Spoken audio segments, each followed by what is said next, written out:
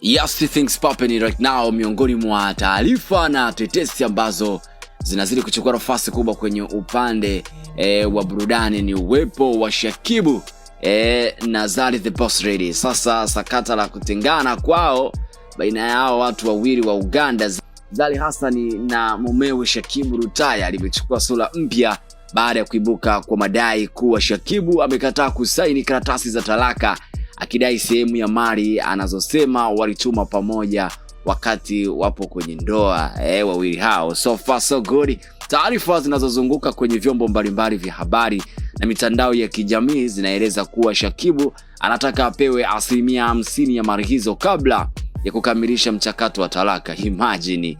Lakini kimeenda zaidi ni kwamba Zari the Boss Lady ameendelea kukataa zaidi kwamba yeye alituma peke yake huo mkwanja na mali. So inadaiwa kuwa anasisitiza kuwa baadhi ya mali zilizohusishwa na Zari zilipatikana kupitia juhudi zao pamoja wakati wa mahusiano yao. Hata hivyo, Zari ameripoti kupinga madai hayo na kusisitiza kuwa mali zote zinazotajwa zilikuwa zake kabla ya kuingia kwenye ndoa na Shakibu.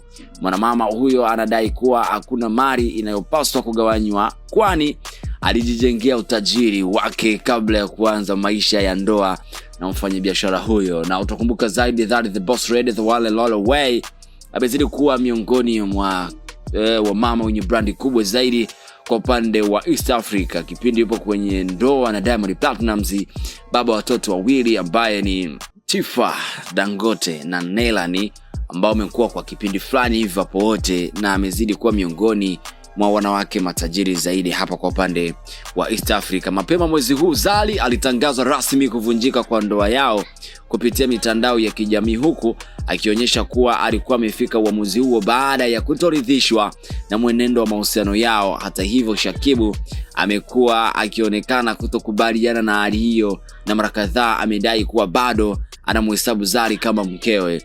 Ni miongoni mwa story ambayo imezidi kuchukua nafasi kubwa kwenye upande wa burudani. This is Mighty Media TZ. Make sure kwamba una comment, una share na subscribe, and then utakuwa mtu wa kwanza kuendelea kupata ndinga zetu kama hizi hapa ambazo zinazidi kupop kwa upande wa burudani, ambapo Mighty Media ni miongoni mwa chombo ambacho kinakuburudisha kwenye upande wa michezo, burudani na masuala mazima ya kijamii. Big time.